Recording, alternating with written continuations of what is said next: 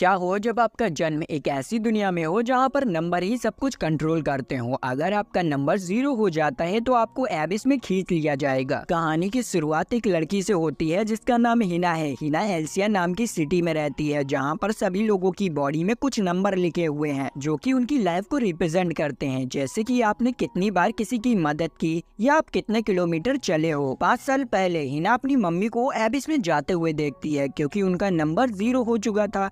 जाने से पहले हिना की मम्मी उसे एक 10,000 नंबर वाला ऑफ देती है और उसे लेजेंडरी हीरो को ढूंढने के लिए बोलती है। अब प्रेजेंट में हिना अपने दोस्तों को लेजेंडरी हीरो के बारे में बता रही होती है, तभी उसके पास एक मास्क वाला बंदा आ जाता है जिसे देखकर हिना की दोस्त डर जाती हैं। वो बंदा अपना नाम लिख बताता है और हिना के नंबर्स को देखने लगता है जो कि उसके थाई के पास थे, लेकिन ध्यान से देखने के चक्कर में वो उसका पैर पकड़ लेता है और सहलाने लगता है, पर हिना उसे एक लात मारकर वहाँ से भाग लेती है। तो लिक भी उसका पीछा करने लगता है, तभी उसे एक नाना नाम की लड़की मुक्का मारकर पेड़ में घुसा देती है। नाना उसे जानती थी कि वो कैसे किस्म का बंदा है, तो नाना उससे कहती है कि तुम इस लड़की से दूर रहना वरना तुम्हें मालूम है तुम्हारे साथ क्या होगा। तो लिक वहाँ से डर के भाग जाता है। फिर नाना हिना को अपने रेस्टोरेंट में ले जाती है और उसे बहुत डिलीशियस खाना खिलाती है और उससे पूछते है कि आखिर तुम यहाँ क्या कर रही हो। तो हिना उसे बताती है कि मैं काफी सालों से लेजेंडरी हीरो को ढूंढ रही थी, फिर मुझे पता चला कि लेजेंडरी हीरो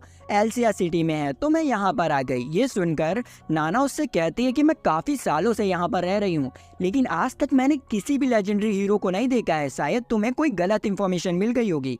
इस चीज को सुन के हिना बहुत उदास हो जाती है और वहाँ से जाने लगती है। तभी वहाँ एक आदमी अपने गार्ड्स के साथ आ जाता है जिसका नाम सर्जन डेवी होता है। उसके फेस पर 320 नंबर के साथ एक स्टार भी होता है। सर्जन हिना से कहता है कि मुझे पता चला है कि तुम किसी लेजेंडरी हीरो को ढूंढ रही हो। इस पर हिना हाँ कहती है तो वो कहता है कि वो लेजेंडरी हीरो मैं ही हूँ। इस चीज को सुन के हिना रोने लगती है क्योंकि जिसे वो इतने सालों से ढूंढ रही थी वो आखिरकार उसे मिल गया। तो वो सर्जन डेवी के साथ उसकी कासल चली जाती है। कासल पहुंचते ही सर्जन डेवी अपना असली रंग दिखाना स्टार्ट कर देता है और हिना के करीब आने की कोशिश करता है, लेकिन हिना उसे रोकती है और उसे अपना मिस्टीरियस ऑर्ब दिखाती है, जिसे देखकर वो लोग बहुत हैरान हो जाते हैं और अपनी तलवार निकाल लेते हैं। सर्जन भी अपनी तलवार हिना के ऊपर तान देता है और उससे वो ऑर्ब मांगने लगता है, लेकिन हिना उसे मना कर देती है तो वो गुस्से में आकर हिना के ऊपर अटैक कर देता है। तभी हिना उसके नंबर को नोटिस करती है जो कि उससे कम होते हैं, तो वो सर्जन से कहती है कि तुम्हारे नंबर मुझसे कम है इसीलिए तुम मुझ पे अटैक नहीं कर सकते हो और तुम्हें मेरी बात माननी पड़ेगी। इस पर सर्जन उससे कहता है अच्छा अगर ऐसा है तो मैं तुम्हें एक डुएल के लिए चैलेंज करता हूँ। उसके इतना कहते ही जमीन से बहुत सारे हाथ निकलने लगते हैं और वो कहता है कि अगर तुमने मेरे डुएल को एक्सेप्ट नहीं किया तो ये हाथ तुम्हें एबिस में खींच लेंगे। अब हिना के पास डुएल एक्सेप्ट करने के अलावा कोई भी चारा नहीं बचता, तो वो खड़ी हो जाती है और यहाँ पर डुएल स्टार्ट हो जाता है। सर्जन हिना को एक पंच मारता है और खिड़की से बाहर फेंक देता है जिससे कि हिना बुरी तरीके से घायल हो जाती है और वो मैच को भी हार जाती है। तभी जमीन से कुछ हाथ निकलते हैं और हिना के नंबर्स को लेकर सर्जन को दे देते हैं और हिना के पास बस एक नंबर बचता है। अब सर्जन हिना से सुपीरियर हो गया था इसीलिए वो हिना से ऑफ को मांगने लगता है, तो हिना उसे मना कर देती है और कहती है कि तुम एक लेजेंडरी हीरो होकर ऐसी हरकत कैसे कर सकते हो। इस पर सर्जन अपना नकली स्टार हटाते हुए बताता है कि मैं कोई लेजेंडरी हीरो नहीं हूँ, मैंने झूठ बोला था ताकि मैं तुमसे ये ऑब ले सकूं, इसीलिए ये ऑब मुझे दे दो। तभी वहाँ पर लिचित आ जाता है जो कि हिना को बचाने आया होता है। लिचित सर्जन को अपना नंबर दिखाता है जो कि -999 होता है और वो उसे डुएल के लिए चैलेंज कर देता है। उसके नंबर को देखकर सर्जन हंसने लगता है और उससे कहता है कि आखिर तुम्हारी हिम्मत कैसे हुई अपने से ऊंचे लेवल वाले को चैलेंज करने की, और ये कहकर उसके ऊपर अटैक कर देता है। इधर सर्जन के सोल्जर्स कह रहे होते हैं कि कहा जाता है कि अगर कोई नॉर्मल पर्सन माइनस मार्क वाले से फाइट करता है और हार जाता है तो उसके नंबर बिल्कुल 0 हो जाएंगे और उसे एबिस में खींच लिया जाएगा। इस चीज को सुनकर सर्जन एकदम से रुक जाता है और लिचित से पूछता है आखिर तुम कौन हो। तो लिचित उसके सामने से गायब होकर हिना के पीछे पहुंच जाता है और अपनी तलवार निकालता है जिसमें कि उसका दूसरा नंबर लिखा होता है जो कि होता है 5700 और उसी के साथ एक व्हाइट कलर का स्टार भी होता है, जिससे कि हमें पता चलता है कि असली लेजेंडरी हीरो लिचित है, लेकिन सर्जन को इस पर विश्वास नहीं होता है क्योंकि उसके हिसाब से सारे लेजेंडरी हीरोज 300 साल पहले ही मारे जा चुके हैं। इसीलिए वो अपने सिपाही से कहता है कि ये झूठ बोल रहा है। तो वो लोग लिचित पे अटैक करने के लिए बढ़ते हैं, लेकिन लिचित अपनी स्पीड का यूज करके वहाँ से गायब हो जाता है और वो पूरे ग्राउंड में इतनी जोर की दौड़ रहा होता है कि पूरा ग्राउंड ही तहस नहस होने लगता है। इस चीज को देखकर सर्जन बहुत बुरी तरीके से डर जाता है और सोचने लगता है कि उसने गलत बंदे से ही पंगा ले लिया है। तभी लिचित उसके पीछे आ जाता है और उससे कहता है कि हिना के नंबर से उसे वापस कर दो। इस पे सर्जन उससे कहता है कि ऐसा कभी नहीं होगा और उस पे अटैक करने के लिए बढ़ता है, लेकिन लिचित सिर्फ अपना एक कदम बढ़ाता है और उसके हवा के प्रेशर से सर्जन दीवार में जाके घुस जाता है। और जैसे जैसे लिचित उसके पास आते जा रहा होता है, वैसे ही हवा की प्रेशर की वजह से सर्जन को चोट लग रही होती है। यहाँ पर इन दोनों की फाइट का इम्पैक्ट बाहर तक हो रहा होता है और हमें नाना से पता चलता है जो लेजेंडरी हीरो होते हैं उनके पास 2 नंबर्स होते हैं। जैसे कि लिचित के जो स्वॉर्ड में नंबर है वो बताता है कि उसने कितने लोगों को मारा है और उसके जो हाथों में नंबर है वो बताता है कि उसने कितनी लड़कियों का दिल दुखाया है। नाना ये भी बताती है कि एक लेजेंडरी हीरो की पावर नॉर्मल ह्यूमन से भी ज्यादा होती है, इसलिए वो किसी को भी हरा सकते हैं और इधर ऐसा ही हो रहा होता है। सर्जन लिच के ऊपर बहुत सारे अटैक करता है, लेकिन लिच उसके हर एक अटैक को डॉज कर देता है और सिर्फ उसे एक अटैक मारता है जिससे कि सर्जन धराशायी हो जाता है। तभी जमीन से बहुत सारे हाथ निकलते हैं और सर्जन के नंबर्स को लेकर हिना को वापस लौटा देते हैं। अब हिना के पास पहले से ज्यादा नंबर होते हैं और उसका जो ऑब होता है वो भी अब सुरक्षित होता है, तो वो बहुत ज्यादा ही खुश होती है। अभी लिचित उससे ऑब को छीन लेता है और कहता है कि इसकी कीमत तो मार्केट में बहुत ज्यादा ही है, इसे बेचकर मैं तो अमीर हो जाऊंगा। और ये कहकर वो जाने लगता है। इस चीज को सुनकर हिना बहुत ज्यादा ही शॉक होती है और उससे कहती है कि आखिर तुम मेरे साथ ऐसा कैसे कर सकते हो। जिस पर वो कहता है तुम जिस लेजेंडरी हीरो को ढूंढ रही हो वो मैं नहीं हूँ। और ये कहकर वो उसे एक डॉल दे देता है और वहाँ से उड़ जाता है। इसके बाद हिना वापस से रेस्टोरेंट जाती है जहाँ पर उसे नाना मिलती है। नाना को देखकर वो रोने लगती है और नाना को वो सब कुछ बता देती है। तभी नाना उससे उस डॉल को लेती है और उसे चेक करने लगती है।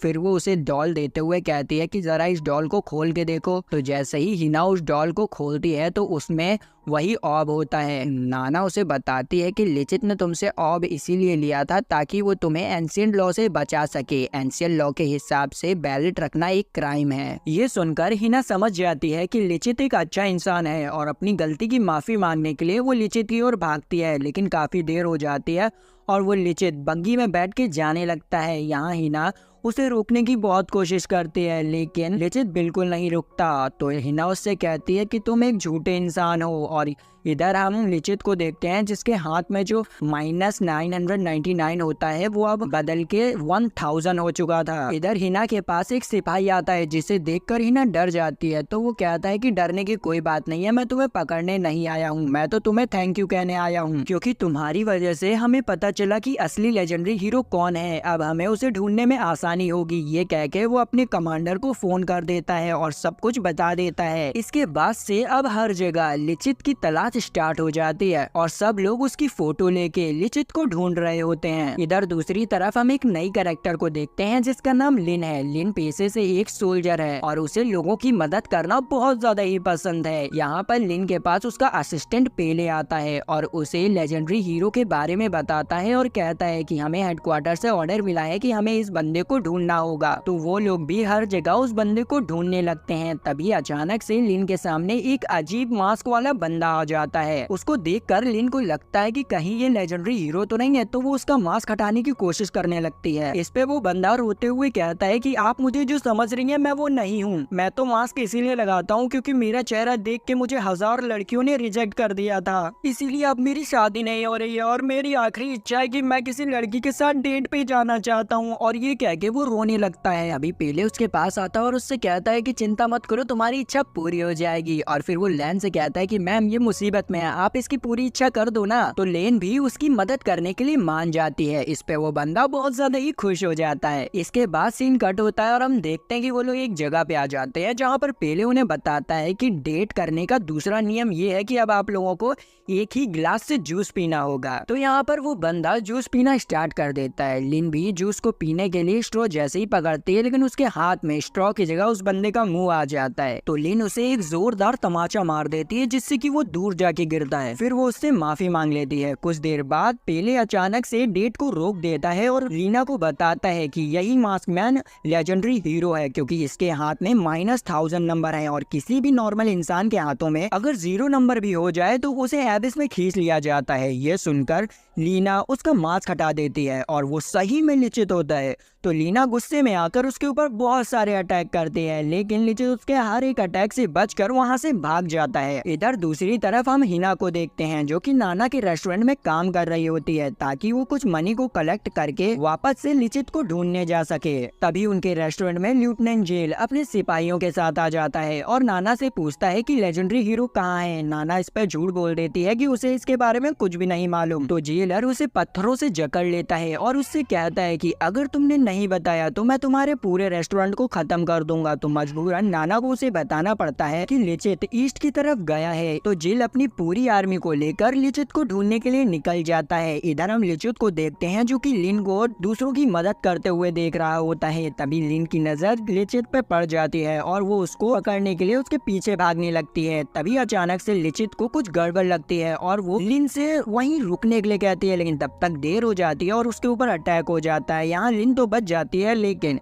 लिचित उस अटैक में पकड़ा जाता है। हमें पता चलता है ये अटैक और किसी ने नहीं, जिल ने किया होता है लिचित को पकड़ने के लिए। लेकिन लिचित इससे आसानी से छूट जाता है और फाइट स्टार्ट कर देता है। यहाँ पर लिचित अपनी स्वॉर्ड का यूज करके सभी सोल्जर्स को एक बारी में हरा देता है। इसके बाद लेफ्टिनेंट लिन के पास जाते हैं और उससे कहते हैं कि सबको बताओ कि बैलेट क्या होता है और इसे कौन यूज कर सकता है। लिन बताती है कि बैलेट एक बॉल की तरह होता है, जो कि नॉर्मल इंसान को स्पेशल पावर देती है और इसे सिर्फ आर्मी के लोग ही यूज कर सकते हैं, जैसे कि लेफ्टिनेंट जेल एक बैलेट होल्डर है जो कि आयरन मैनिपुलेशन कर सकते हैं। लेकिन बैलेट को यूज करने के लिए एबिलिटी आपके नंबर पर डिपेंड करती है। तो लिचित तुमसे कहता है अगर ऐसा है तो मेरा नंबर तुमसे बहुत ज्यादा ही है, तो तुम बैलेट का यूज कैसे करते हो। इस पर जेल कहता है कि ऐसे, और उसके ऊपर अटैक कर देता है, जिससे कि लिचित बाल बाल बचता है। लिचित वहाँ से भागने की कोशिश करता है तो लिचित अपनी फ्लैशिंग फ्लैश एबिलिटी का यूज करके बहुत तेज हो जाता है, जिसकी वजह से उसे कोई देख ही नहीं पा रहा होता है। लिचित को लगता है कि अब जेल उसे नहीं पकड़ सकता है, तो वो वहाँ से भागने की कोशिश करता है, पर जिल उसके ऊपर एक आयरन रॉड से अटैक कर देता है, जिससे कि लिचित जमीन पे आके गिरता है। लिचित कंफ्यूज होता है कि इसके पास तो मुझसे भी कम नंबर है, फिर भी ये मुझसे ज्यादा ताकतवर कैसे। तो जिल उसे अपना असली नंबर दिखाता है, जो कि 12,500 होता है। इसे देखकर लिचित शॉक हो जाता है। फिर उन दोनों के बीच में 1v1 फाइट होने लगती है, जहाँ पर लिचित जिल के ऊपर अपनी सारी एबिलिटीज का यूज कर देता है, लेकिन जिल उसके सारे अटैक्स को काउंटर करके उसके ऊपर सिर्फ एक अटैक करता है और उसे अपने रॉड से पकड़ लेता है और सरेंडर करने के लिए कहता है। जिल को फाइट के दौरान पता चल गया था कि लिचित एक सोल्जर है, क्योंकि उसकी फाइटिंग स्टाइल वैसी ही थी। तो वो उससे पूछता है कि आखिर तुम कौन हो, लेकिन लिचित उसके सवालों का कोई भी जवाब नहीं देता है, जिससे गुस्से में आकर जिल लिचित के ऊपर चैन से अटैक कर देता है। पर बीच में लिन आ जाती है और लिन को चोट लग जाती है। ये देखकर लिचित गुस्से में आ जाता है और अपनी बेड़ियों को तोड़कर जिल के ऊपर अटैक कर देता है। उन दोनों की फाइटिंग का इम्पैक्ट इतना ज्यादा होता है कि आजू बाजू की जमीन टूटने लगती है। तभी लिन के नीचे की जमीन भी टूट जाती है और वो पहाड़ से नीचे गिरने लगती है। लिन को गिरते हुए देखकर जिल को अपनी गलती का एहसास होता है और वो अपनी फाइट को रोककर लिन को बचाने के लिए दौड़ता है, लेकिन लिचित की स्पीड ज्यादा होती है, इसीलिए वो उससे पहले ही लिन को बचा लेता है और वो उससे कहता है कि तुम बहुत भारी हो, जिस पे लिन उसे मारने लगती है। तभी वो देखता है कि जिल उसे पकड़ने के लिए आ रहा है, तो वो लिन को जिल के ऊपर छोड़ देता है और उससे कहता है कि अब तुम इसे संभालो, और वो वहाँ से भाग जाता है। यहाँ जिल भी लिन को बचा के ऊपर ले आता है। वो देखता है कि उनकी फाइट की वजह से वहाँ बहुत तबाही मच गई थी, तो वो क्या करता है, अपनी आयरन मैनिपुलेशन से उस सारी जगह को वापस से पहला जैसा कर देता है। फिर सीन शिफ्ट होती है और हमें लिचित को दिखाया जाता है, जो कि नए मास्क के साथ नई जर्नी के लिए तैयार हो जाता है। तभी उसके पास हिना आ जाती है और उससे कहती है कि मैं तुम्हें काफी दिनों से ढूंढ रही हूँ। फिर ये दोनों बैठकर आपस में बातें करने लगते हैं। तभी उनके ऊपर से एक बहुत बड़ा प्लेन गुजरता है, जिसे कि पैल्मो नाम की लड़की चला रही होती है। अचानक से उसका कंट्रोल अपने प्लेन से हट जाता है और वो खाई में गिरने लगती है, पर लिचित सही समय पे आकर उसे बचा लेता है। लिचित को ऐसे हवा में उड़ते हुए देखकर वो उससे बहुत ज्यादा ही इम्प्रेस हो जाती है, तो वो लिचित और हिना को लेकर अपनी वर्क ऑफिस आ जाती है और लिचित से हेल्प मांगने लगती है ताकि वो उड़ सके। लिचित उससे कहता है कि तुम्हें पता है ना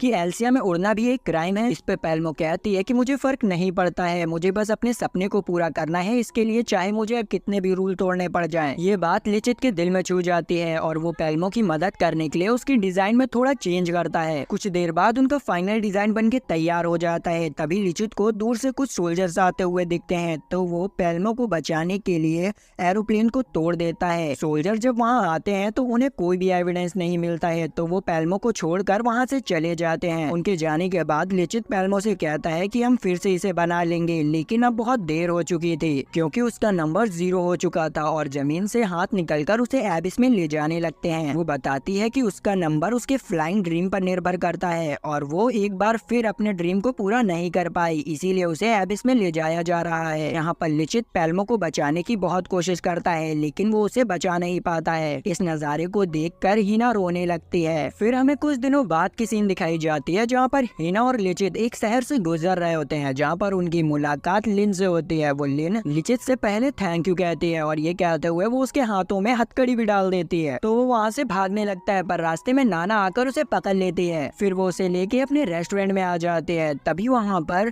जिल भी पहुँच जाता है और वो लिन को वहाँ देख के कहता है कि मैंने तुमसे कहा था ना कि तुम्हें लेजेंडरी हीरो को पकड़ना है और तुम यहाँ पर ये क्या कर रही हो।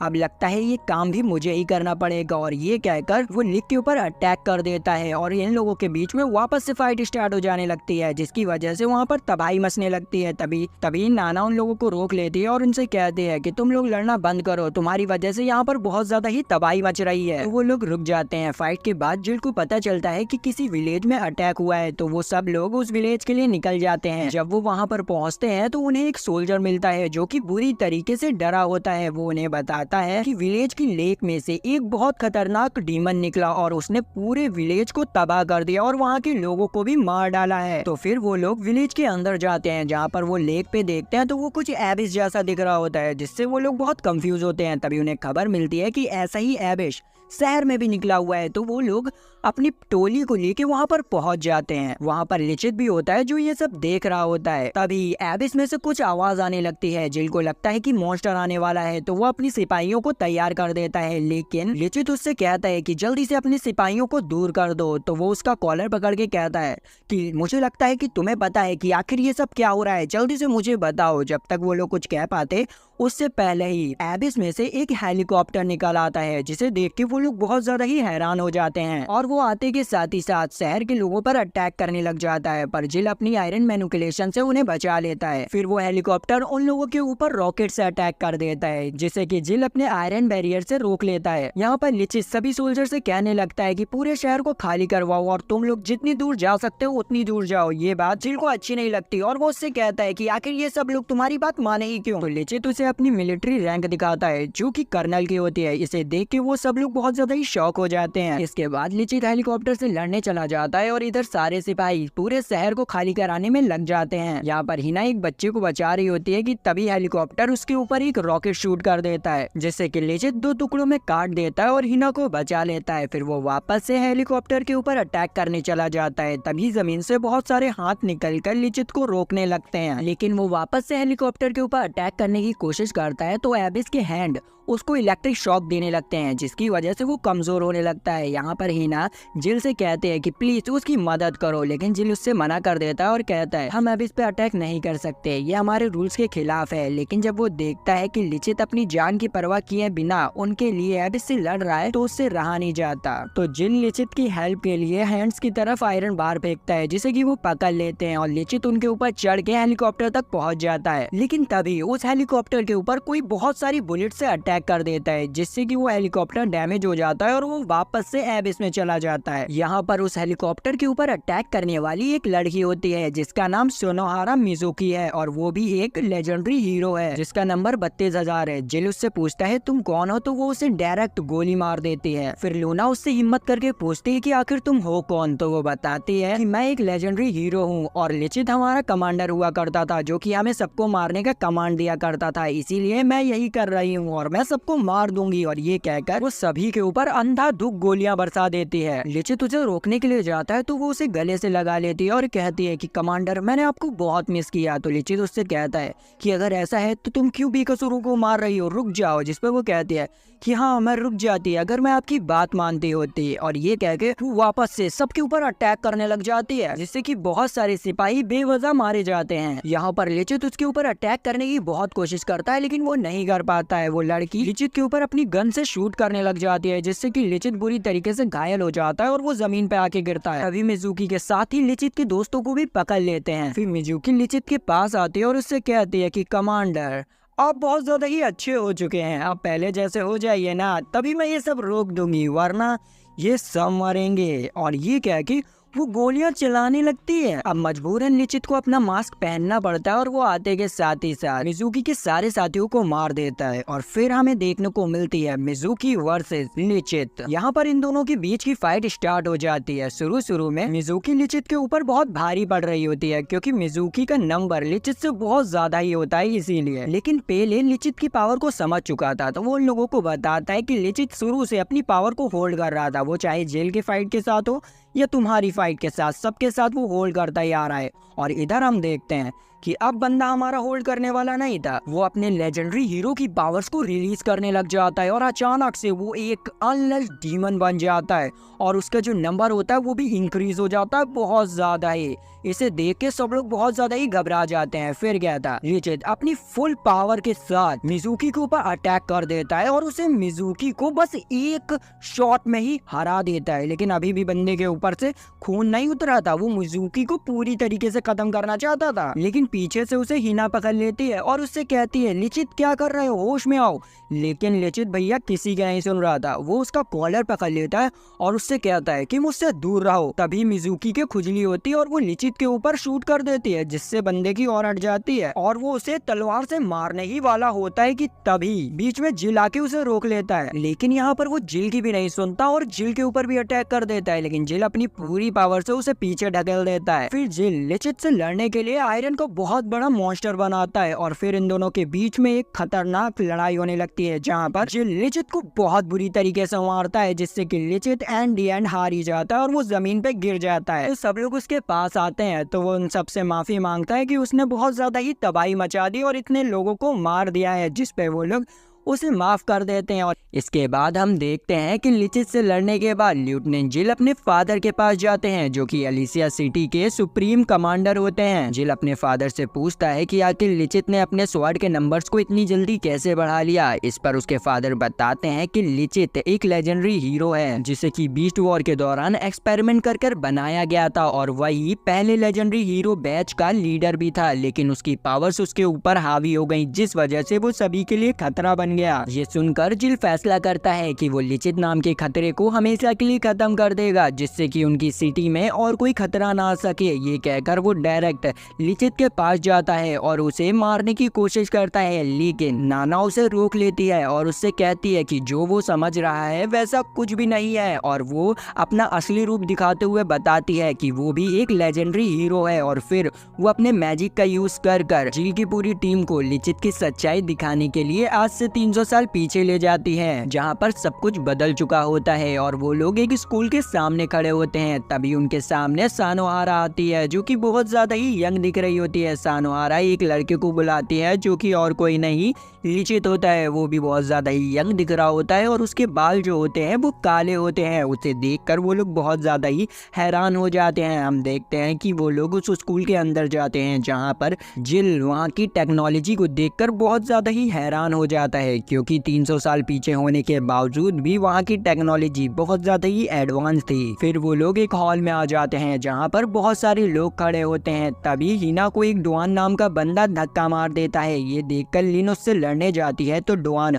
उसे भी धक्का मारकर दूर गिरा देता है। तभी उनके बीच में जिल आ जाता है, जो कि डुआन के ऊपर अपने बैलेट का यूज करने की कोशिश करता है, लेकिन वो देखता है कि उसकी जो पावर्स है वो यहाँ पर आते ही खत्म हो चुकी हैं, तो वो कुछ नहीं कर पाता है और इसी का फायदा उठाकर डुआन उसे एक पंच मार देता है। यहाँ पर लड़ाई आगे बढ़ पाती उससे पहले ही वहाँ पर स्कूल के इंस्ट्रक्टर आ जाते हैं, जिनका नाम एलन होता है। उनसे हमें पता चलता है कि ये स्कूल एक मिलिट्री का स्कूल है, जहाँ पर सोल्जर्स को भर्ती किया जाता है। फिर एलन की असिस्टेंट फ्रेंडा उन लोगों को बताती है कि उनकी दुनिया में वॉर छिड़ चुकी है, जहाँ पर हर जगह तबाही मच रही है और उस तबाही को रोकने के लिए उन्हें कुछ महान सोल्जर्स की ज़रूरत है। और उन सोल्जर्स को ढूंढने के लिए उनके जो प्रिंसिपल है वो उन लोगों का टेस्ट लेना चाहते हैं ताकि वो उनकी मदद से इस दुनिया को बचा सके। तभी वहाँ पर प्रिंसिपल फ्यूले आ जाते हैं, जो कि आते के साथ ही साथ अपनी बुक से पोएम्स पढ़ने लगते हैं। उनकी पोएम्स को सुनकर कुछ बच्चे तो हंसने लगते हैं और इसे देखकर एलन उनके पास आता है और उन्हें गोली मार देता है। ये देखकर सभी लोग डर जाते हैं और बाहर की ओर भागने लगते हैं। असल में ये एक टेस्ट होता है जिसे कि कोई समझ नहीं पाता है। एलन यहाँ पर हिना के ऊपर अपनी बंदूक को तान देता है और उसे शूट करने ही वाला होता है कि तभी लिचित का भाई उसके ऊपर अटैक कर उसकी गन को हवा में उछाल देता है और वो उसके ऊपर दूसरा अटैक करने ही वाला होता है कि एलन उसे एक ही किक में हरा देता है और उसके ऊपर भी अपनी गन को पॉइंट कर देता है। तभी पीछे से उसे यंग लिचित की आवाज सुनाई देती है, जिसने कि फ्यूलियो को बंदी बना लिया होता है और वो उससे कहता है कि अगर तुमने मेरे दोस्तों को नहीं छोड़ा तो मैं फ्यूलियो को मार दूंगा। इस पर फ्यूलियो उससे कहता है कि क्या तुम मुझे इस स्टिक से मार पाओगे, जिस पर लिचित दूर हट जाता है और अपने स्टिक पर जादू कर फूल उगा देता है और कहता है कि अब मैं तुम्हें इससे मार दूंगा। तो फ्यूलियो उसका हाथ पकड़ता है और उससे कहता है कि अगर तुम अपने दोस्तों को बचाना चाहते हो तो तुम मेरी गर्दन तोड़ दो, वरना एलन तुम्हारे सारे दोस्तों को मार देगा। ये सुनकर लिचित बहुत ज़्यादा ही हैरान हो जाता है और काफ़ी सोचने के बाद वो ऐसा करने से मना कर देता है, जिसे सुनकर सभी दोस्त बहुत ज़्यादा ही खुश होते हैं, क्योंकि इस जगह अगर असली लिचित होता तो वो भी ऐसा ही करता। अब लिचित ने तो फ्यूलियो को मारा नहीं था, इसीलिए फ्यूलियो अपनी पावर से लिचित को मारने की कोशिश करता है, पर बीच में फ्रेंडा आकर सब कुछ रोक देती है और बताती है कि ये सब एक टेस्ट का हिस्सा था और जिसमें जो गन चल रही थी वो भी नकली थी। और यहाँ पर हम देखते हैं कि जितने लोग मरे हुए थे वो वापस से उड़ जाते हैं। यहाँ पर एलन उन्हें बताता है कि उसने ये टेस्ट इसीलिए लिया ताकि वो बेस्ट टीम को ढूंढ सके और उन्हें वो बेस्ट टीम मिल चुकी है। और इसी के साथ ये एंट्रेंस सेरेमनी खत्म हो जाती है। इसके बाद हम देखते हैं कि सभी लोग बैठकर खाना खा रहे होते हैं, जहाँ पर हिना यंग लिचित को उसको दूसरी बार बचाने के लिए थैंक यू कहते हैं, लेकिन यहाँ पर लिचित को समझ ही नहीं आ रहा होता है कि उसने पहली बार उसे कब बचाया था। फिर भी वो उससे कहता है कि मेरा फर्ज है सभी लड़कियों की रक्षा करना और मैं ऐसे ही सबकी रक्षा करता रहूंगा। इसी दौरान हमें प्रिंसिपल ऑफिस की सीन दिखाई जाती है, जहाँ पर फ्यूले और एलन लिचित और उसके भाई को लेकर बात कर रहे होते हैं, जहाँ पर वो कहते हैं कि ये दोनों ही लीडर बनने के लायक है, लेकिन इनमें अभी थोड़ी सी कमी है, इसीलिए हमें इन्हें शार्प करना होगा, जिसके बाद हम इन दोनों में से किसी एक को लीडर बना सकते हैं। तभी सीन शिफ्ट होता है और हमें जिल को दिखाया जाता है, जो कि सभी से कह रहा होता है कि नाना ने हमें जिस काम के लिए यहाँ पर भेजा है हमें उसे करना चाहिए और पता करना चाहिए कि आखिर लिचित को उसकी पावर्स कैसे मिली। तभी उनके पास पेले आ जाता है, जो कि उन्हें कंप्यूटर के पास ले जाता है। वैसे तो कंप्यूटर उनके लिए नया होता है, लेकिन पेले उन्हें बताता है कि कंप्यूटर से हम इस दुनिया की सारी इंफॉर्मेशन को निकाल सकते हैं। पेले को उस कंप्यूटर में एक एनीथिंग नाम की फाइल दिखती है, जिसे कि वो खोलने की कोशिश करता है, लेकिन उससे वो फाइल खुलती ही नहीं है। तभी वहाँ पर एलन आ जाता है, जो कि उन लोगों को ऑल थिंग के बारे में बताते हुए कहता है कि ये एक मीटियोर हुआ करता था, जो कि आसमान से धरती पर गिरा था। इसके अंदर एक अलग ही सी पावर थी और खुद की डिसीजन लेने की क्षमता थी, जिसकी वजह से पूरी दुनिया में बहुत बड़ा बदलाव आ गया।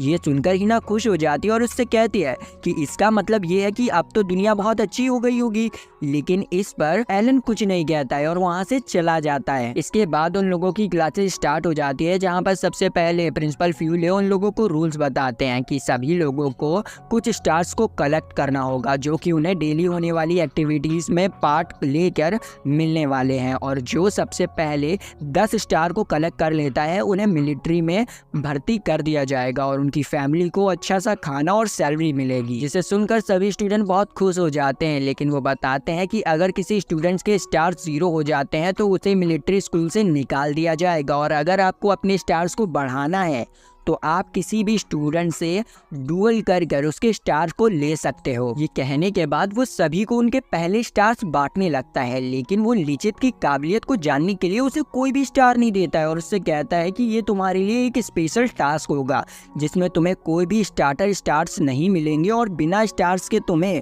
3 दिनों के अंदर अंदर अपने स्टार्स को कलेक्ट करना होगा। वो तुम किसी से फाइट करके स्टार्स को छीनो या किसी भी तरीके से छीनो, लेकिन तुम्हें स्टार्स को कलेक्ट करना होगा, वरना तुम्हें स्कूल से निकाल दिया जाएगा। इसके बाद हमें कुछ देर बाद की सीन दिखाई जाती है जहाँ पर यंग लिचित सबसे कह रहा होता है कि अगर उन्हें स्कूल से उसे निकालना है तो वो निकाल सकते हैं, क्योंकि वैसे भी लिचित अपने बड़े भाई को यहाँ से लेने के लिए आया था, क्योंकि उसकी जो दादी है वो उसके भाई को एक सोल्जर बनाना नहीं चाहती है, क्योंकि उनके हिसाब से एक सोल्जर एक हत्यारा होता है। लेकिन रिहितो बोलता है कि चाहे कुछ भी हो जाए वो एक सोल्जर बन के रहेगा। तभी उनकी क्लास में एक लड़का आता है और उन लोगों को बताता है कि किसी ने उनके कैबिन्स को तोड़कर उनके सारे स्टार्स को चुरा लिया है। वो लोग ये सुनकर वहाँ पहुँचते हैं तो देखते हैं कि उनके सारे कैबिन्स को पूरी तरीके से तोड़ दिया गया है, और यहाँ पर उन लोगों का पूरा शक यंग लिचित पर जाता है, क्योंकि पूरी क्लास में उस वही एक बंदा है जिसके पास कोई भी स्टार नहीं है। लेकिन हिनाटा उसकी साइड लेते हुए कहती है कि लिचित एक नंबर का ठरकी हो सकता है, लेकिन चोरी वो कभी नहीं कर सकता है। तभी उन्हें बाहर से सोनोहारा की चिल्लाने की आवाज आती है, तो वो बाहर जाके देखते हैं कि डोआन ने सोनोहारा को बालों से पकड़ के रखा होता है और उसने सोनोहारा के सारे स्टार्स भी ले लिए होते हैं। लेकिन सोनोहारा से जब पूछा जाता है तो वो बताती है कि उसने खुद की मर्जी से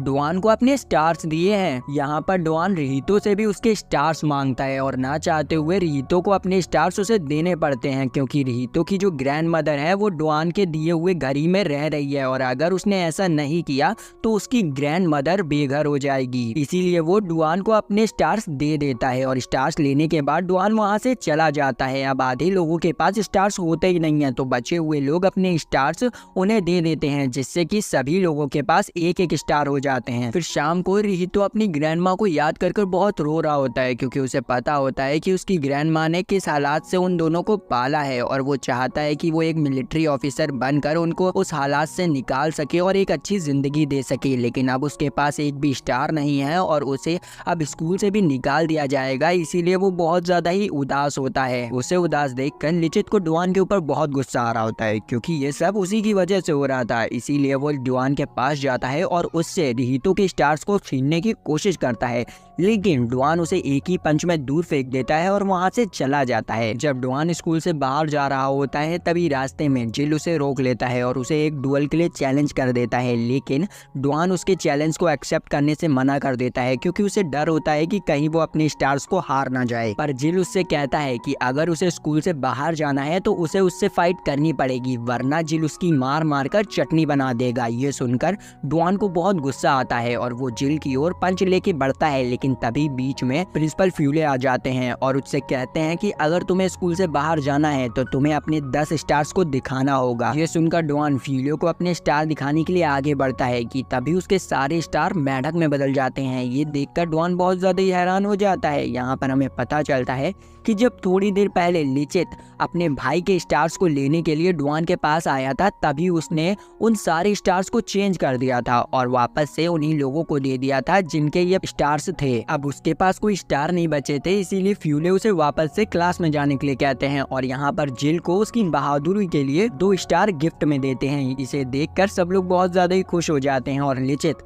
अपने भाई से कहता है कि तुम्हें अभी ग्रेजुएशन के ऊपर फोकस नहीं करना चाहिए, बस यहाँ से जितना भी खाना तुम्हें मिल रहा है उसे कैसे भी कर अपनी ग्रैंड माँ तक पहुँचाने के बारे में सोचना चाहिए। इसके बाद हमें अगले दिन की सीन दिखाई जाती है जहाँ पर सभी स्टूडेंट्स को उनके सर्वाइवल टास्क के लिए एक जंगल में भेजा जाता है। वहाँ पहुँचने पर लिचित तो अपनी ठरक स्टार्ट कर देता है, जिस वजह से लड़कियां उसे बहुत बुरी तरीके से मारती हैं। तभी पेले उन लोगों से कहता है कि अगर हमें इस टास्क को जीतना है तो हमें सबसे पहले खाना और पानी का इंतजाम करना होगा। इस पर लिचित एक तालाब की तरफ इशारा करते हुए कहता है कि हमें तो पानी मिल चुका है। तालाब को देखकर सभी लड़कियां खुशी से उस तालाब की तरफ भागती हैं। तभी लिचित उन्हें रस्सियों में फंसाकर तालाब में गिरा देता है और उन्हें हवस भरी नजरों से देखने लगता है। लिचित की इस हरकत पर एक लड़की कहती है कि अगर उसकी हरकतें हमेशा ऐसी ही रही तो वो कभी भी एक सोल्जर नहीं बन पाएगा। जिस पर लिचित कहता है कि मुझे तो सोल्जर बनना ही नहीं है और तुम्हें भी सोल्जर नहीं बनना चाहिए, क्योंकि सोल्जर एक खूनी होता है, उसे सिर्फ मारना आता है। जिस पर एक लड़की इमोशनल होकर लिचित से कहती है कि वो कभी भी किसी इंसान को मारना नहीं चाहती है, वो बस अपने भाई के साथ एक अच्छी जिंदगी चाहती है। तभी वहाँ पर प्रिंसिपल फ्यूले आ जाते हैं और उन लोगों से कहते हैं कि जरूरी नहीं है कि सोल्जर बनने के बाद तुम्हें लोगों को मारना ही पड़े, तुम लोग इतने ताकतवर बन जाओ कि अपोनेंट तुम्हें देखते ही डर जाए और वहाँ से भाग जाए। उसकी इस स्पीच को सुनकर सभी लोग बहुत ज्यादा ही मोटिवेट हो जाते हैं और डिसाइड करते हैं कि वो सबसे ज्यादा ताकतवर बनेंगे। लेकिन जिल को फ्यूले के ऊपर शक होता है क्योंकि बिना किसी को मारे एक सोल्जर बना ही नहीं जा सकता है। इसीलिए वो रात को फ्यूले का पीछा करता है और एक सीक्रेट लैब में आ जाता है जहाँ पर फ्यूले अपनी टीम के साथ मिलकर एक 10,000 नंबर वाले बैलेट के ऊपर रिसर्च कर रहा होता है। वो उस बैलेट को एक चूहे के पास रख देता है जिससे कि उसके पास बहुत ज्यादा ही पावर आ जाती है।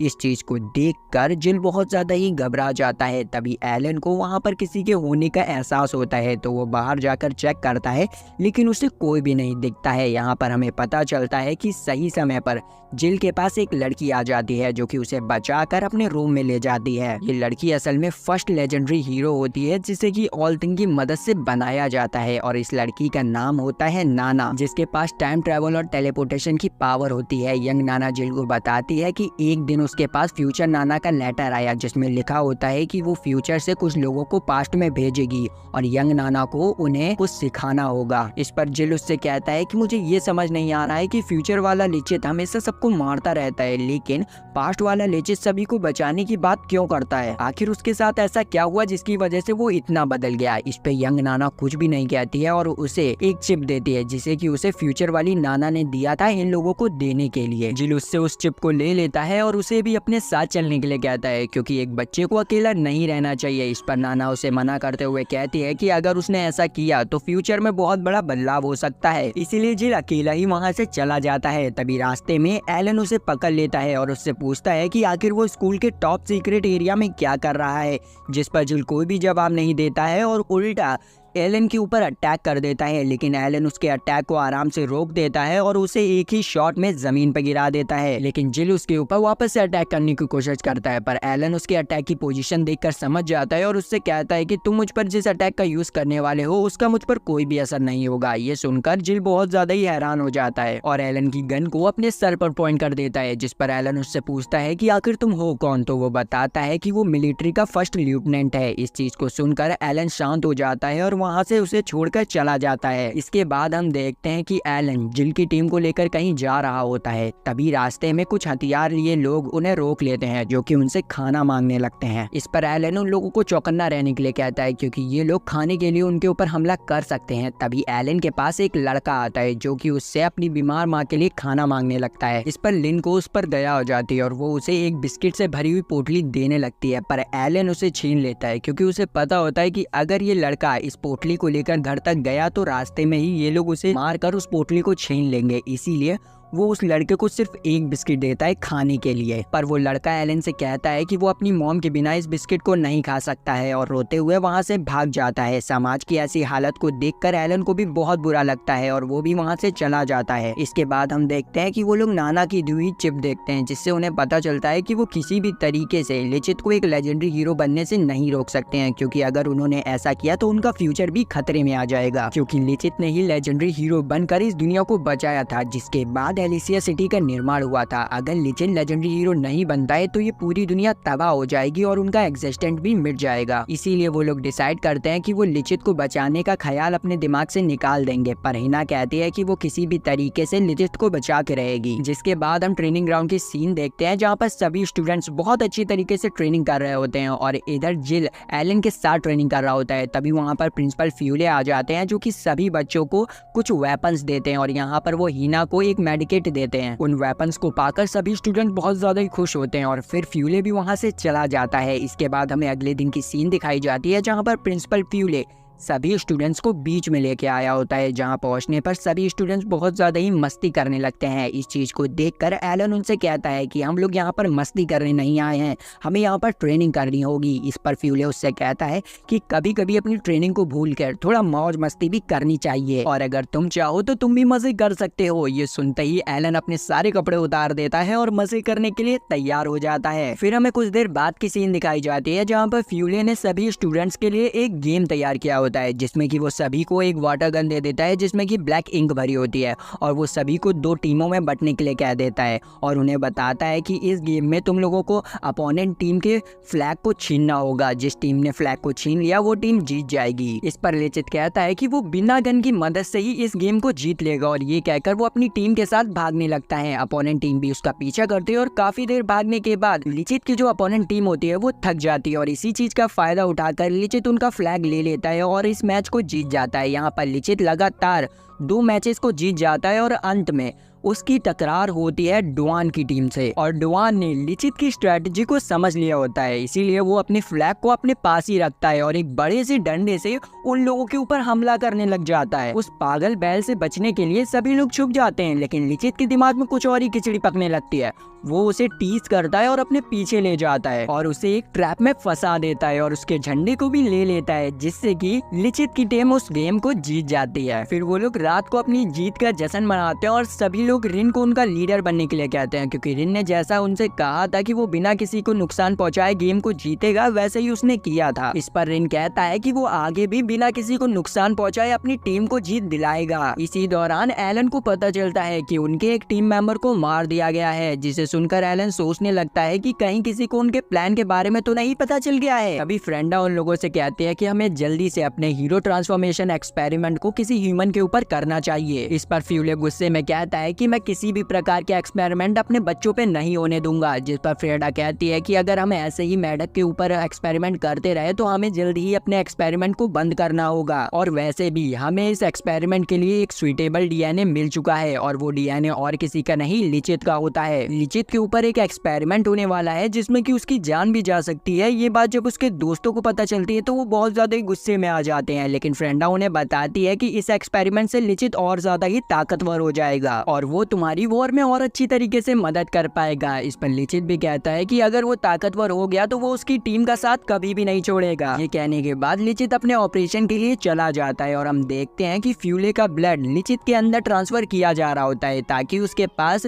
लेजेंडरी हीरोज की पावर्स आ सके। इधर दूसरी तरफ लिचित को लेकर सभी लोग परेशान होते हैं और तभी डुआन सोनोहारा के पास आता है और उसे परेशान करने लगता है और उससे कहता है कि किसी प्रकार का भी एक्सपेरिमेंट किसी इंसान को ताकतवर नहीं बना सकता है, ये तो सिर्फ एक समय की बर्बादी है। और ये कहकर वो सोनोहारा का 1 स्टार छीन लेता है। तभी वहाँ पर जिल आ जाता है, जिसे देखकर डुआन कहता है कि मैंने इसका स्टार इसीलिए लिया ताकि इसे स्कूल से निकाल दिया जाए और इसे बेवजह वॉर में मरना ना पड़े। यहाँ पर सोनोहारा जिल से उसका 1 स्टार मांगने लगती है, पर जिल उसे मना कर देता है। तो सोनोहारा कहती है कि अगर यहाँ पर लिचित होता तो वो उसकी मदद जरूर करता। इस पर जिल उसे अपना स्टार देते हुए कहता है कि अगर तुम्हें एक सोल्जर बनना है तो दूसरों के ऊपर निर्भर रहना छोड़ना होगा, और ये कहकर वो वहाँ से चला जाता है। तभी उनके स्कूल के ऊपर कुछ सोल्जर्स हेलीकॉप्टर से अटैक कर देते हैं और सभी स्टूडेंट्स को मारने की धमकी देते हैं। उन सोल्जर्स में से एक सोनोहारा को मारने के लिए उसके पास आता है, लेकिन तभी डुआन वहाँ आकर सोनोहारा को बचा लेता है और बाकी सोल्जर्स से लड़ने लगता है। इधर दूसरी तरफ सभी स्टूडेंट्स उन सोल्जर से लड़ते हुए एक सेफ जगह पर आ जाते हैं, जहाँ पर फ्रेंडा से उन्हें पता चलता है कि इन लोगों ने उनके ऊपर हमला इसीलिए किया क्योंकि वो उनके बैलेट्स लेना चाहते हैं। असल में सभी कंट्रीज के पास 4-4 बैलेट हैं, लेकिन इनकी कंट्री के पास पूरे 7 बैलेट हैं, इसीलिए वो लोग इनके बैलेट्स को लेना चाहते हैं। और फ्रेंडा उन्हें ये भी बताती है कि उन लोगों ने मेन पावर सप्लाई बंद कर दी है, जिसकी वजह से ऑपरेशन रुक चुका है और अगर ज्यादा देर तक की लाइट नहीं आई तो लिचित की जान भी जा सकती है। ये सुनकर वो लोग बहुत ज्यादा घबरा जाते हैं और डिसाइड करते हैं कि लिचित को बचाने के लिए वो स्कूल के बैकअप पावर को ऑन करेंगे, जो कि स्कूल की दूसरी तरफ है। और ये कहकर वो लोग सारे सिपाहियों से बचते हुए दूसरी तरफ जाने लगते हैं, लेकिन तभी कुछ सोल्जर उन्हें देख लेते हैं और उनके ऊपर गोलियां चलाना स्टार्ट कर देते हैं, जिससे कि 2 लोग घायल हो जाते हैं और ना चाहते हुए भी उन लोगों को एक कमरे में छुपना पड़ता है। यहाँ पर एलन उन लोगों से कहता है कि मैं इन सोल्जर्स का ध्यान भटकाता हूँ, तुम लोग पीछे से जाकर पावर को ऑन कर देना। तो वो लोग ऐसा ही करते हैं। तभी एलन के ऊपर एक सोल्जर रॉकेट लॉन्चर को लॉन्च कर देता है, जिससे कि एलन की वहीं पर मौत हो जाती है। इधर दूसरी तरफ हिना एक लड़की को बचाने के चक्कर में सोल्जर्स के हाथों पकड़ी जाती है। सोल्जर उसके ऊपर गन पॉइंट कर देता है, पर हिना बिना डरे अपने मन में लिचित को याद करने लगती है और कहती है कि लिचित तुम्हें हमें बचाने आना होगा, हमें तुम्हारी जरूरत है। तभी जमीन में से कुछ ग्लोइंग बबल्स निकलने लगते हैं और इधर दूसरी तरफ हम देखते हैं कि लिचित की आंखें खुल जाती हैं और उसका ऑपरेशन भी सक्सेसफुल हो जाता है। जिसके बाद फ्यूलेन लिचित को अपनी एक स्वॉर्ड देता है जो कि बैलेट जितनी ही ताकतवर होती है। उस स्वॉर्ड को लेकर लिचित डायरेक्ट सोल्जर्स के पास पहुंच जाता है। लिचित को वहां पर देखकर वो सोल्जर्स अपनी सारी की सारी गोलियां लिचित के ऊपर उतार देते हैं, लेकिन हम देखते हैं कि वो गोलियां लिचित के पास आते ही बहुत ज्यादा ही स्लो हो जाती है, जिन्हें कि लिचित आराम से डॉज कर देता है। यहाँ पर लिचित देखता है कि उन सोल्जर्स ने उसके दोस्तों को बहुत ज्यादा ही इंजर्ड कर दिया है, जिससे कि उसकी बुद्धि खराब हो जाती है और वो डायरेक्ट उन सोल्जर्स के ऊपर अटैक कर देता है और उन्हें एक ही शॉट में हरा देता है। यहाँ पर लिचित को ठीक देखकर सब लोग बहुत खुश होते हैं और इस पॉइंट पर लग रहा होता है कि सब कुछ ठीक हो चुका है, लेकिन तभी वो सोल्जर्स वापस से उठते हैं और अपनी बॉडी में लगे हुए बॉम्ब को दिखाते हुए कहते हैं कि अगर हमने इस रिमोट के बटन को दबाया तो तुम लोग हमारे साथ मारे जाओगे। वो ये कहकर अपनी बात खत्म करता है कि तभी लिचित तेजी से उसके हाथों से रिमोट को छीन लेता है और तोड़ देता है, जिसे देखकर उस बंदे को बिल्कुल भी फर्क नहीं पड़ता है और वो लिचित से कहता है कि तुमने इस बॉम्ब को तो फटने से रोक लिया है, लेकिन हमने जो न्यूक्लियर बॉम्ब इस स्कूल के नीचे लगाया है उसे तुम कैसे रोकोगे। और वो सोल्जर उसे ये भी बताता है कि उसने उस बॉम्ब का ट्रिगर लिचित की दोस्तों में से किसी एक की बॉडी पर लगाया है। अगर कोई हिला तो वो ट्रिगर एक्टिवेट हो जाएगा और ये जगह पूरी शमशान में बदल जाएगी। इसे सुनकर वो लोग बिना हिले एक जगह पर खड़े हो जाते हैं। वो बंदा उन्हें बताता है कि उन्हें मरने का कोई भी डर नहीं है, अगर वो लोग उन्हें मार कर मरते हैं तो उनकी फैमिली को सरकार बहुत अच्छे रुपए देगी, जिससे कि वो लोग अपनी जिंदगी को अच्छी तरीके से बिता पाएंगे। लेकिन अगर लिचित उन्हें नहीं मारता है तो उनकी फैमिली भूखी मर जाएगी। इसीलिए वो लिचित से कहता है कि अगर वो बचना चाहते हैं तो वो उन्हें मार दे, वरना वो मरने के लिए तैयार हो जाएं। ये कहकर वो न्यूक्लियर बम का काउंटडाउन स्टार्ट कर देता है। वो जैसे ही 3 पे आता है वैसे ही रीतो उसके ऊपर अटैक करने के लिए बढ़ता है, पर लिचित रीतो की तलवार जमीन पर गिरा देता है और वो खुद उन सभी को मार देता है। मरने से पहले सोल्जर का लीडर उसे बताता है कि उसने जो न्यूक्लियर बॉम्ब की बात कही थी वो झूठ थी, जिसे सुनकर लिचित बहुत हैरान रह जाता है। और जब लिचित अपने हाथों में खून देखता है तो उसे अपने आप से घिन आने लगती है और वो सोचता है कि उसने जो वादा किया था उसे वो नहीं निभा पाया है और वो भी एक हत्यारा बन गया है। यहाँ पर लिचित की हालत बहुत खराब होने लगती है। उसे देखकर हिना परेशान हो जाती है और सोचने लगती है कि वो लिचित के फ्यूचर को नहीं बदल पाई है। तभी उनका फ्यूचर में वापस से जाने का समय आ जाता है और वो जाने से पहले लिचित से कहती है कि वो उसका इंतजार करेगी और ये कहकर वो वहाँ से चली जाती है। इधर दूसरी तरफ जिल की टीम को अचानक से गायब होते हुए देखकर सभी लोग बहुत हैरान होते हैं और सोचने लगते हैं कि आखिर ये लोग गए कहाँ हैं। इस पे रीतो बताता है कि वो लोग फ्यूचर में चले गए हैं जहाँ से वो लोग आए थे। तभी वहाँ पर लिचित आ जाता है जो उन्हें बताता है कि हिना ने उससे कहा है कि वो उसका 300 साल तक की इंतजार करेगी। इसे सुनकर एक लड़का कहता है कि क्या हम लोग 300 साल तक की जिंदा रह सकते हैं। इस पर लिचित कहता है कि शायद ऐसा होगा। फिर वो उनसे कहता है कि चलो हम लोग मिलकर इस वॉर को खत्म किया जाए, जिसे सुनकर सब लोग वापस से जोश में आ जाते हैं। यहाँ पर लिचित अपने मन में बोल रहा होता है कि मैं इन लोगों को अपनी तरह एक खूनी नहीं बनने दूंगा और अकेले ही इस पूरी वॉर को खत्म कर दूंगा, ताकि इन लोगों को वो दर्द महसूस ना हो जो दर्द मुझे उन सोल्जर्स को मार कर हुआ था। अब इस दिन के बाद से लिचित पूरी तरीके से बदल जाता है और उसने जैसा कहा था वो वैसे ही करता है। वो अकेले ही वॉर में जाता है और 10,000 लोगों को अकेले ही मार देता है। अब इस दिन के बाद से लिचित पूरी तरीके से बदल जाता है। वो अकेले ही 10,000 सैनिकों को मौत के घाट उतार देता है, जिससे कि किसी भी स्टूडेंट को वॉर में उतरने का मौका नहीं मिलता है। तो वो लोग प्रिंसिपल फ्यूले के पास कंप्लेन लेके जाते हैं। तो प्रिंसिपल फ्यूले उनसे कहते हैं कि अगर तुम्हें वॉर में उतरना है तो तुम्हें उसी प्रोसीजर से गुजरना होगा जिस प्रोसीजर से लिचित गुजरा है। इस पर सब लोग मान जाते हैं, लेकिन सभी लोगों के ऊपर एक्सपेरिमेंट करना बहुत ज्यादा ही मुश्किल हो जाता है। इसीलिए वो लोग 4 लोगों की एक टीम बनाते हैं, जिसमें कि रिहितो, डुआन, एलन और सोनोहारा के ऊपर एक्सपेरिमेंट होता है और उन्हें भी एक लेजेंडरी हीरो बना दिया जाता है। अब लेजेंडरी हीरो बनने के बाद भी लिचित उन्हें वॉर में नहीं जाने देता है और ज्यादा जिद करने पर वो उनके ऊपर पागलों की तरह हमला करने लग जाता है और गलती से वो सोनोहारा का एक हाथ काट देता है, जिस वजह से सोनोहारा को एक आर्टिफिशियल हैंड लगवाना पड़ता है। इसके बाद हमें 2 साल बाद की सीन दिखाई जाती है, जहाँ पर हमें पता चलता है कि वॉर अब खत्म हो चुकी है, लेकिन हर जगह तबाही मच चुकी है, जिस वजह से फ्यूले की टीम बैलेट की मदद से एक नई सिटी का निर्माण करते हैं, जिसे कि हम एल्सिया कहते हैं। ये धरती से 300 मीटर ऊंचाई पे था, जहाँ पर कोई भी नहीं पहुँच सकता था। एल्सिया में रहने के लिए इन लोगों ने एक नई सभ्यता बनाई और उसकी रक्षा के लिए एक आर्मी को भी तैयार किया। लेकिन उनके इस डिसीजन से रिहितो ज्यादा खुश नहीं होता है और वो एक बैलेट लेके वहाँ से भाग जाता है। एलन उसे पकड़ने की कोशिश करता है, लेकिन फ्रेंडा उसे रोक देती है और कहती है कि इसे वो संभाल लेगा। और वो और कोई नहीं लिचित होता है, जो कि अपने सारे दोस्तों को भूल चुका होता है। इसीलिए वो अपने भाई को बेरहमी से मार देता है और जब उसे एहसास होता है कि उसने अपने भाई को अपने ही हाथों से मार दिया है तो वो बहुत ज्यादा ही दुखी होता है। वो बेकाबू शुरू होता उससे पहले ही फ्रेंडा उसे वहाँ से ले जाती है और उसे 20 साल के लिए डीप स्लीप में सुला देती है। जब 20 साल बाद उसकी आंखें खुलती हैं तो उसे पता चलता है कि उसके सारे क्लासमेट मारे जा चुके हैं, जिसे सुनकर लिचित पूरी तरीके से टूट जाता है। इसके बाद हमें 200 साल बाद की सीन दिखाई जाती है जहाँ पर नाना बता रही होती है कि इतने सालों बाद लिचित पहली बार कुछ बोला है और पहले की तरह हंसने लगा है, लेकिन अभी भी उसने अपना मास्क नहीं उतारा है। इस पर नाना कहती है जिस दिन वो अपना मास्क उतारेगा उस दिन वो उससे शादी कर लेगी, क्योंकि वो दोनों अमर हैं और वो दोनों एक साथ रह भी सकते हैं। पर लिचित 300 साल बाद भी अपना मास्क नहीं उतारता है, क्योंकि उसे अभी भी अपने द्वारा किए गए सारे कर्मों का पछतावा होता है। नाना बताती है कि लिचित वापस से मिलिट्री को ज्वाइन करना चाहता है, लेकिन नाना को डर होता है कहीं लिचित एलिसा सिटी को एबिस न बना दे, इसीलिए वो ऐसे लोगों की तलाश कर रही है जो कि नाना की मदद करे लिचित को वापस से नॉर्मल करने में। तभी सीन शिफ्ट होती है प्रेजेंट की तरफ, जहाँ पर हिना की टीम वापस से फ्यूचर में आ जाती है। हिना नाना से कहती है कि वो फ्यूचर को नहीं चेंज कर पाए हैं। इस पर नाना कहती है कि उसे पता थी कि कुछ ऐसा ही होने वाला है, पर फिर भी वो खुश होती है क्योंकि वो लोग पास्ट से फ्यूचर में वापस से सही सलामत आ गए होते हैं। इसीलिए वो उन्हें एक छोटी सी पार्टी देती है जिसमें वो सभी को एक एक क्वार्टर पीने के लिए देती है, लेकिन वो लिचित को खुद एक एक्सपायर बियर पिला देती है, जिससे कि हमारे लिचित की आत्मा स्वर्गलोक के लिए प्रस्थान कर जाती है। फिर सभी लोग लिचित को नाना की बनाई हुई वीडियो दिखाते हैं जिसमें कि नाना लिचित से शादी करने की बात कर रही होती है। यहाँ पर नाना तो भाई पूरी तरीके से शर्मा रही होती है और लाल पीली हो रही होती है,